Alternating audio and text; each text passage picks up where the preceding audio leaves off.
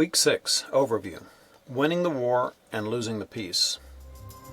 The title of this week plan aptly sums up our history studies this week. Americans gave vital aid to the desperate European allies during the crucial battles of 1918. Germany finally reached its limit and asked for an armistice. The shooting stopped, but the war wasn't over till the peace treaty was signed. Unfortunately, the war to end all wars ended in the peace to start them all up again. The Treaty of Versailles planted the seeds for an even bigger world war a generation later. Let's start with the crucial battles of 1918. Some of the darkest days of the war were lived in the first 6 months of that year, when the Germans' well-planned spring offensive enabled them to advance more in those months than they had done since 1914, at the cost of terrible casualties on both sides. The exhausted men of the Allied armies just managed to resist the Germans, however, and by 1918 American forces were making their presence felt. Europeans received the Americans into their ranks with mixed feelings. Though mildly hopeful that the Americans would help, they didn't expect the young, untried soldiers to prove to be estimable warriors. They were therefore pleasantly surprised at the fighting prowess of the raw American troops in combat. Americans poured money, manpower, food, and other supplies into the open arms of the Allies. Europeans grew in both respect and gratitude towards American reinforcements. After the Allies had withstood the German spring offensive, they were able to make plans for a counterattack. With fresh American forces and a significant number of new tanks, the Allies launched an offensive against the Hindenburg Line in September of 1918. After 4 days of fighting, the combined French, British, and American forces broke through the Hindenburg Line. As soldiers advanced through the broken line, the Germans began their retreat. While the Germans were suffering defeat on the Western Front, significant events were taking place in the Middle East. British Commander Edmund Allenby took the Palestinian capital of Jerusalem in December of 1917. On October 30th, 1918, the Turks finally surrendered, forfeiting control of their lands to the Allies. After World War I, the League of Nations gave France and Great Britain mandates in the Middle East, creating new states there. By 1923, the Ottoman Empire had ceased to exist. These changes in the Middle East would have a lasting impact on the 20th and 21st century world. Muslims had controlled the holy city of Jerusalem since Christendom lost the Crusades. The Arab leaders, who rebelled against their rulers, the Ottoman Turks, were suspicious of these new Christian allies, the British. The British government promised Arab leaders that Arabs will still rule these lands after the war, but the British also made an agreement with the French to divide the Middle East into French and British territories. The British Foreign Secretary also declared his support of the Zionist goal for a Jewish homeland in Palestine, angering and alienating Arab leaders who had previously supported the Allied cause. Germany's allies were surrendering to Allied forces. The Turks, soldiers in Budapest, Hungarians all laid down their arms.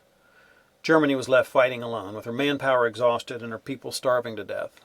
The military leadership knew that all was lost by mid-July. The German political leaders took months longer to come to the same conclusion. President Woodrow Wilson helped to convince the political leaders of Germany to sue for peace.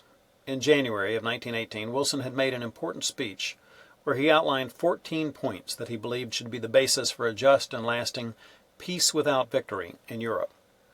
The German leaders decided that Wilson's 14 points constituted a basis for defeat that they could accept with honor. The Allied powers refused to discuss the terms of an armistice, however, while the Kaiser was still in power. The German commanders told the Kaiser that they could no longer trust or obey his orders and urged him to abdicate. On November 9, 1918, Kaiser Wilhelm II stepped down. 2 days later, on the 11th hour of the 11th day of the 11th month of 1918, the armistice went into effect. It wasn't a peace treaty, just a truce really, but it meant that the guns of the Western Front were silenced. It was a long way from armistice to peace, however, and the chance for lasting peace was lost in the months that followed. When the soldiers finally left their trenches and headed home, they carried an unwanted hitchhiker, then known as the Spanish flu. The flu didn't really come from Spain, as far as we know. It's just that Spain was one of the few neutral countries in World War I, so they didn't have strict censorship laws that kept people from finding out about it. The disease had first appeared in March 1918. It emerged in a more deadly form a few months later, as the soldiers were heading home from war.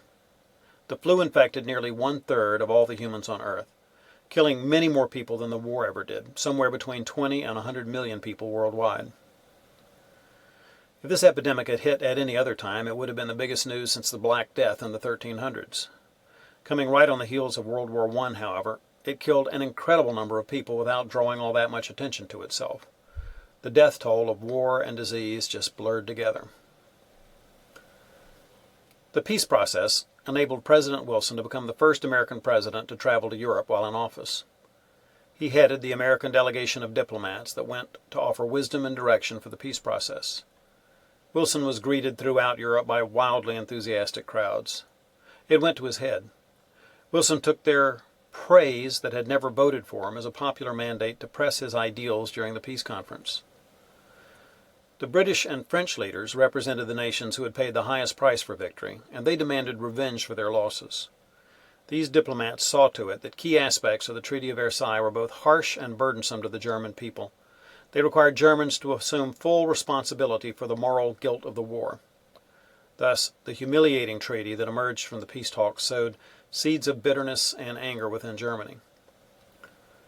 President Wilson could perhaps have helped the Europeans craft a more lasting peace, but his darling was the League of Nations, and he made important concessions in order to bring the League into being while in Europe, only to have his own Congress reject it for Americans who, content with having helped to win the war, were not interested in participating in ongoing European affairs.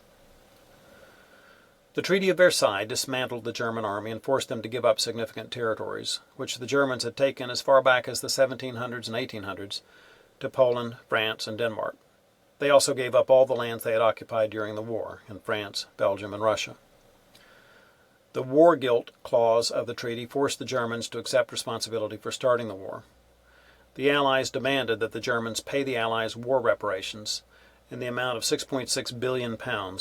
That's more than a third of $1 trillion in today's currency, since they were blamed for starting the war. At the Paris peace talks, the leaders of Britain, France, America, and Italy redrew the maps of 3 continents. The war had toppled empires. Tsar Nicholas II and Kaiser Wilhelm II both abdicated. The Austro-Hungarian Empire collapsed. The Ottoman Empire was crumbling. The Treaty of Versailles redistributed Germany's overseas possessions in Africa. Russia's Baltic territories became independent nations. The treaty created the League of Nations, which subsequently made the Ottoman lands of the Middle East into French or British protectorates, including Palestine, which we'll see more than once as we go through the rest of this century. The League of Nations was the brainchild of Woodrow Wilson. It was introduced to the world as the last of his 14 points. Wilson envisioned the League as an organization of diplomats that would discuss and resolve international disputes peaceably. Wilson's dream of a league led him to compromise in other areas. To keep Britain and France on board, Wilson allowed the Allied victories to saddle Germany with bigger and bigger burdens in the Treaty of Versailles. Wilson seriously misjudged his ability to implement such a league. He was an idealist and an intellectual who was flattered by the way Europeans received him after the war. He assumed the American people would listen to reason and give up some of their sovereignty to prevent future wars. But while Wilson was out of the country, month after month negotiating in Europe, he lost support back home. Americans, weary of war, worried about rising prices, swung back to their traditionally isolationist position. Wilson didn't even retain his own party's support for his vision. When the American Senate refused to join the League, Europe ended up with a toothless league and a treaty with fangs. In the end, America stayed out of the League. As Germany sank beneath the weight of reparations, embittered Germans looked for new leaders who would restore them to greatness. Wilson wanted peace without victory, but he wound up with a victory without peace.